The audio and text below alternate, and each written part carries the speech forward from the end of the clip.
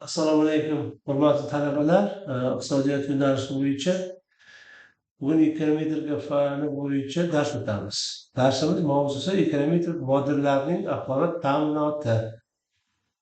Xo'sh, mavzuning nomi endi mana bu yerda demak reja qo'yganmiz. 3 ta reja bor. Iqtisodiy ma'lumotlarni statistik tadbig'i, bog'liq bo'lmagan o'zgaruvchilarni ta'minlash, ekonometrik modellarni tuzishda qatnashadigan iqtisodiy ma'lumotlarga qo'yiladigan talablar. Birinchi reja bo'yicha gapiradigan bo'lsak, birinchi rejada bu iqtisodiy ko'rsatkichlarning statistik tahlili qarab chiqilgan. Statistik ko'rsatkichlarda gapiradigan bo'lsak, statistik ko'rsatkichlar tumanlar bo'yicha bo'ladi. Tumanlarda yig'ilib viloyat ko'rinishida, keyin respublika ko'rinishida olishimiz mumkin. Misollar qaraydigan bo'lsak, masalan, paxta maydonida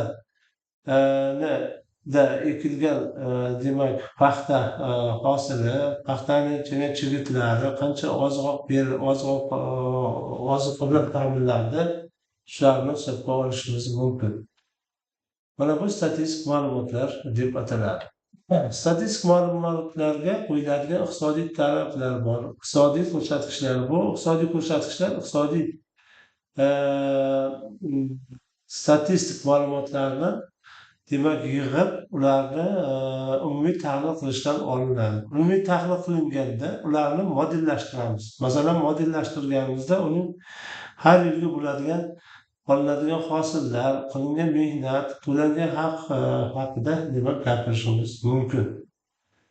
Keyin iqtisodiy statistik modellarni yaratishda albatta bizda eng kerakli bo'lgan bu axborot texnologiyalari muhim ahamiyatga ega.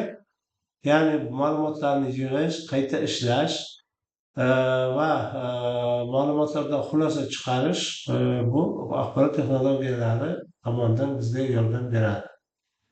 Endi qaraydigan bo'lsak, bu yerda modellar ko'rsatkichlarini dalillar bilan birga solishtiramiz.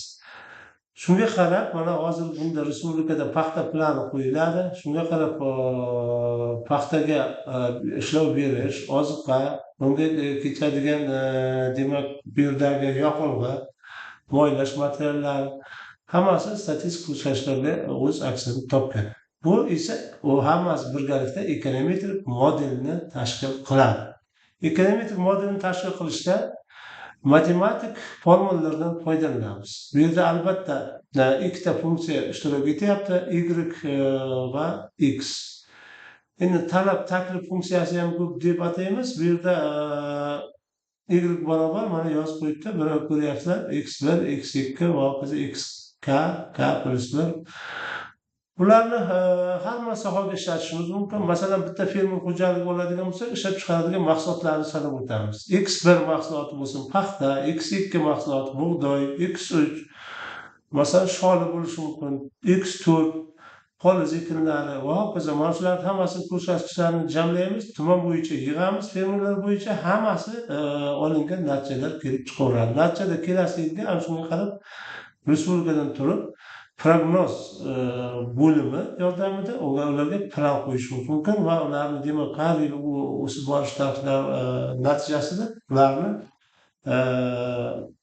oladigan mablag' foydalarini keltirib chiqarishimiz mumkin. Bundan ishlab chiqaruvchi korxonalar bo'ladigan bo'lsa, korxona masalan xleb, non, buxanka ishlab chiqaradigan, non mahsulotlari ishlab chiqaradigan korxonalarga tatbiq qiladigan bo'lsak, X1 bo'lsin, masalan, buxanka ishlab chiqarilyapti, X2 baton, X3 pitsa, bulichka har xil hokazo mana shunday 8-10 xil mahsulot ishlab chiqarishga, mana shu bo'yicha ham hammasi shu yerga ketaveradi. Xizmat turlariga ham qo'llash mumkin buni. Bu hammasi ekonometrik model. Bu model X1lar hammasi X2lar bir-biriga demak uncha bog'liq emas, chunki har bittasi mahsulot turidan ko'rsatib turibdi. Ana endi bog'liq va bog'liq bo'lmagan o'zgarishlarni tanlash deb yozyapmiz. Bu ikkinchi rejamiz. Hodisalar orasida o'zaro bog'liq bo'lmagan demak hodisalar mavjud. Bu jarayonda ikki xil belgilar ko'rsatiladi. Bu yerda bog'liq bo'lmagan. Biz iqtisodiy jarayonlardagi hodisalarni qaraymiz. Iqtisodiy jarayonda agar Fermer xo'jaliklarida tashqi ta'sir qurg'oqchilik kelsa, uni demak ta'siri bizning hosilimizga demak ta'sir qiladi. Ya'ni salbiy ta'sir ko'rsatadi. Agar qurg'oqchilik kelmay, yog'ingarchilik yaxshi bo'ladigan bo'lsa, bu ham ta'sir qiladi. Ijobiy, salbiy, ijobiy. Hamma vaqt salbiy, ijobiy ta'sirlar bir-biriga bog'liq. Ijobiy ta'sir bo'lganda yaxshi hosil olinib, demak fermer xo'jaligi ham yaxshi hosil qiladi, ishchilar hammasi bu yerda yaxshi hosil olishi va demak iqtisodiy ko'rsatkichlarini yuqori daraja ko'rsatish mumkin. Bir-biriga bog'liq. Oddiy shaharda qaraydigan bo'lsak, narxning bitta oddiy go'sht narxini oshishi oziq-ovqat, restoran, shahar transporti hammasiga ta'sir qilib ketishi mumkin ekanligini ko'rishimiz mumkin. Keyingi demak qaraydigan bo'lsak,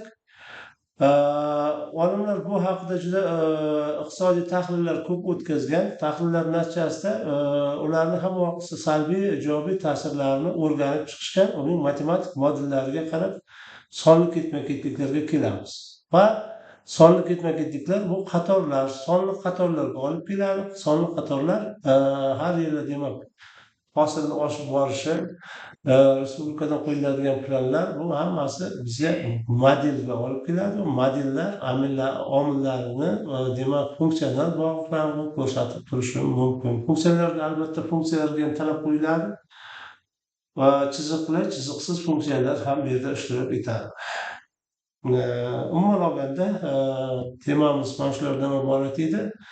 Bu yerda asosan statistik ma'lumotlarga qarab ekonometrik omillarni tahlil qilish haqida demak sizlar bilan gaplashib oldik.